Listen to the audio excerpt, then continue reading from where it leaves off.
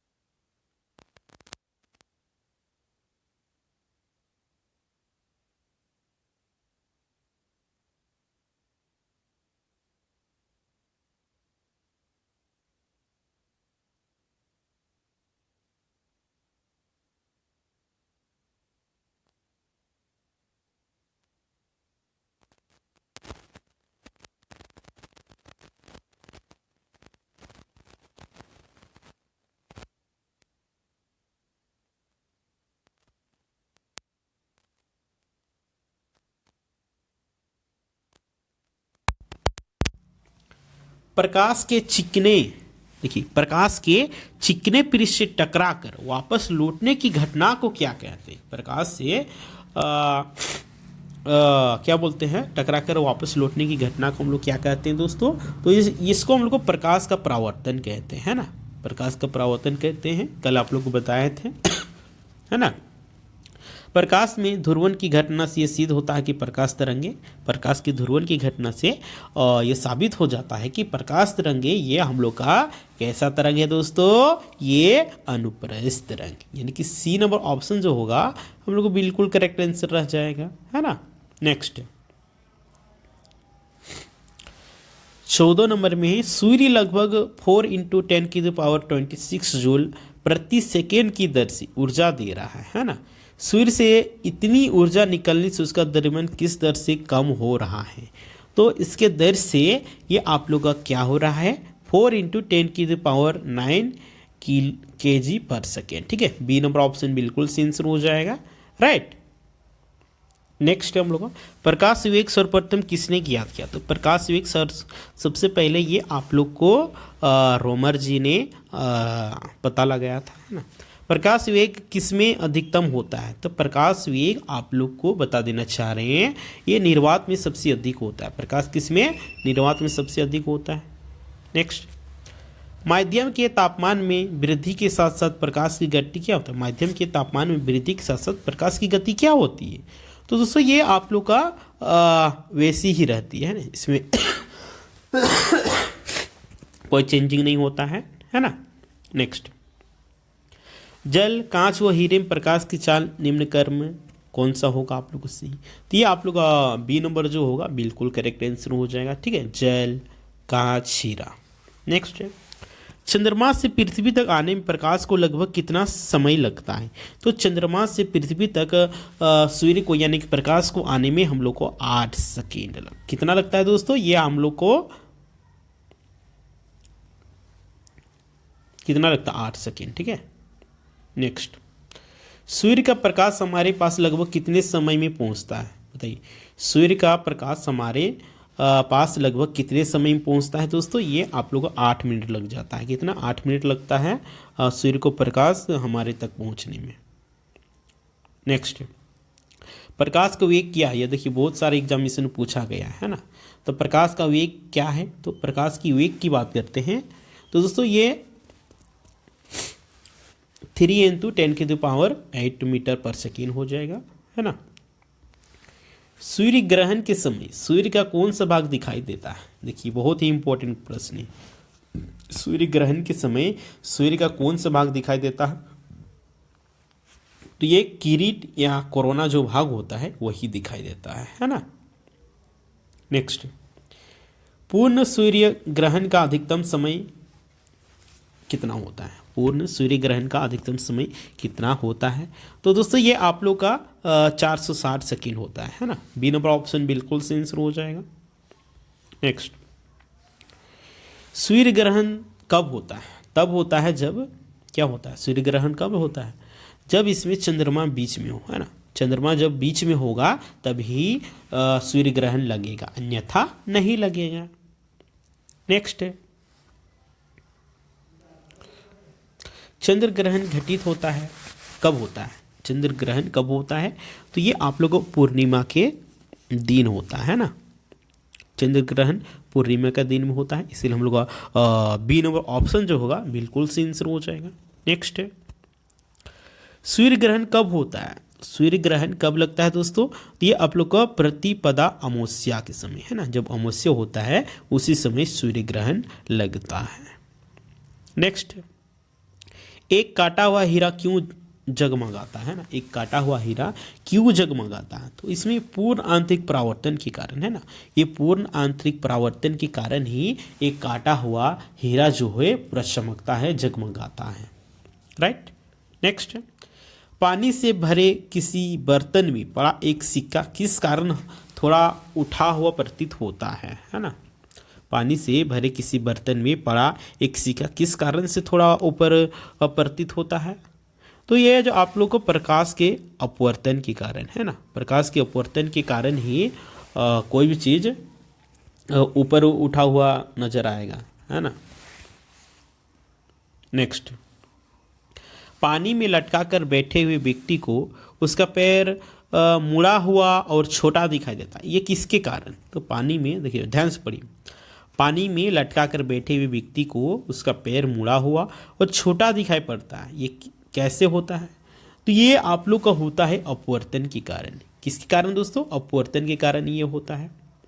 Next, जब एक compact disc यानी कि सीडी सूर्य के प्रकाश में देखी जाती है तो ये इंद्रधनुष के समान रंग दिखाई देता है। कैसे? इसकी व्याख्या की जा सकती है, कैसे की जा सकती है? तो ये इसका जो आंसर होगा आप लोग का परावर्तन एवं विवर्तन के परिघटना के आधार पर, है ना। परावर्तन और विवर्तन के परिघटना के आधार पर ऐसा वहां पे दिखाई देता है ना। 31 में है, जल के अंदर पड़ी हुई मछली किस कारण से अपनी वास्तविक गहराई से कुछ ऊपर हुई दिखाई देती है? जल से अंदर पड़ी हुई मछली किस कारण से अपनी वास्तविक गहराई से कुछ ऊपर हुई दिखाई पड़ती है? तो ये दोस्तों आप लोग का प्रकाश के अपवर्तन के कारण, है ना। प्रकाश के अपवर्तन के कारण ये थोड़ा ऊपर हुआ दिखाई प्रतीत होता है। नेक्स्ट, जल के अंदर मौजूद व्यक्ति को किस कारण जल की सतह से ऊपर की वस्तु अपनी वास्तविक स्थिति से अपेक्षाकृत अधिक ऊंचाई पर प्रतीत होता है? कैसे होता है? तो ये आप लोग का प्रकाश के अपवर्तन के कारण ही होता है। किसके कारण दोस्तों? प्रकाश के अपवर्तन के कारण। नेक्स्ट, पानी में डूबी हुई लकड़ी मुड़ी हुई दिखाई देती है, निम्नलिखित में से इसका क्या कारण हो सकता है? पानी में डूबी हुई लकड़ी मुड़ी हुई दिखाई देती है, तो इसका जो आंसर आप लोग को रह जाने वाला है प्रकाश के अपवर्तन के कारण, है ना। सी नंबर ऑप्शन जो होगा बिल्कुल करेक्ट आंसर रह जाएगा। नेक्स्ट है, जब प्रकाश की किरण विरल माध्यम से सघन माध्यम में जाती है तो वो सीधी, हाँ क्या बोल रहा है, जब प्रकाश की किरण विरल माध्यम से सघन माध्यम में जाती है तो ये क्या होता है? तो इसमें जो हम लोग को होता है ये अभिलंब की ओर झुक जाती। कल आप लोग को बताए थे, समझ में आ रहा होगा, ठीक है।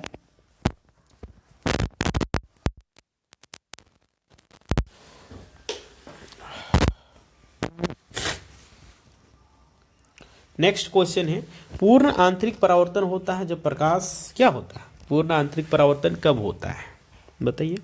35 नंबर को बताइए आप लोग। तो देखिए, पूर्ण आंतरिक परावर्तन जब ये सघन माध्यम से विरल माध्यम को और आपतन कोण क्रांति कोण के साथ होता है तभी, है ना। बी नंबर ऑप्शन बिल्कुल से आंसर हो जाएगा। नेक्स्ट है, इंद्रधनुष किस कारण से बनता है? इंद्रधनुष ये किस कारण से बनता है? तो ये अपवर्तन और परावर्तन के कारण इंद्रधनुष का निर्माण होता है ना। नेक्स्ट, मृग मरीचा बनाने वाली परिघटना को क्या कहते हैं? तो मृग मरीचा बनाने वाली इस घटना को हम लोग क्या कहते हैं? पूर्ण आंतरिक परावर्तन। ठीक है, डी नंबर ऑप्शन बिल्कुल से आंसर हो जाएगा। नेक्स्ट है, पेट अथवा शरीर के अन्य आंतरिक अंग के अन्वेषण के लिए प्रयुक्त तकनीक एंडोस्कोपी आधारित है। ये किस चीज़ पे आधारित है? तो इसका जो आंसर आप लोग को रह जाने वाला है पूर्ण आंतरिक परावर्तन घटना, है ना। ए नंबर ऑप्शन जो होगा बिल्कुल करेक्ट आंसर रह जाएगा। नेक्स्ट, तरल से भरे हुए बीकर का तल किस कारण से कुछ ऊपर उठा हुआ दिखाई देता है? तरल से भरे हुए बीकर का तल किस कारण से कुछ ऊपर हुआ दिखाई प्रतीत होता है? तो ये आप लोग अपवर्तन के कारण, है ना। किस चीज के कारण होता है? अपवर्तन के कारण। नेक्स्ट, सूर्य से प्रकाश का आंतरिक परावर्तन हो सकता है। सूर्य से प्रकाश का आंतरिक परावर्तन हो सकता है यदि प्रकाश कांच से वायु में जाए, है ना। सूर्य से प्रकाश का आंतरिक परावर्तन हो सकता है बशर्ते प्रकाश वायु से कांच में जाए, है ना। इसलिए ए नंबर ऑप्शन हम लोग को बिल्कुल से आंसर हो जाएगा। नेक्स्ट, चटका हुआ कांच चटकीला प्रतीत होता है। चटका हुआ कांच चटकीला प्रतीत क्यों होता है?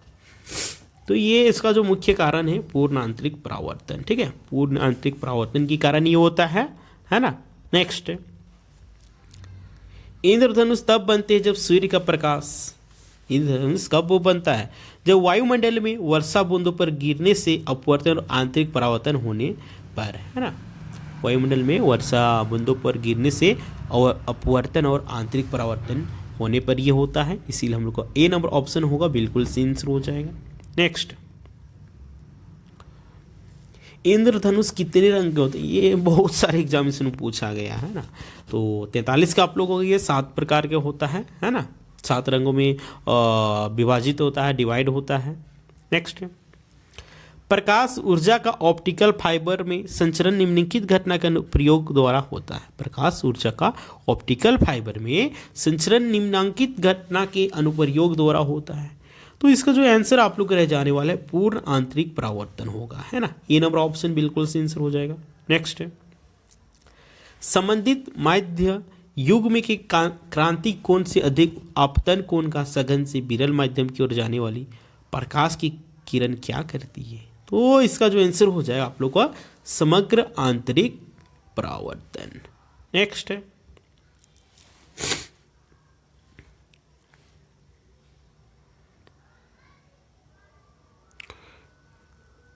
इसको देखिए हम लोग 48 देखते हैं, किसके कारण आकाश नीला दिखाई देता है? तो ये आप लोग को बता देना चाह रहे हैं ये प्रकीर्णन के कारण, है ना। प्रकीर्णन के कारण आकाश नीला दिखाई प्रतीत होता है। नेक्स्ट, 49 में जब प्रकाश किरण एक माध्यम से दूसरे माध्यम में जाती है तो क्या होता है? जब प्रकाश किरण एक माध्यम से दूसरे माध्यम में जाती है तो आवृत्ति समान बनी रहती है। ठीक है, आवृत्ति कैसी बनी हुई रहती है दोस्तों? समान। नेक्स्ट क्वेश्चन है, आकाश नीला दिखाई पड़ता है क्यों? तो नीले प्रकाश के प्रकीर्णन सबसे अधिक होता है इसलिए, है ना।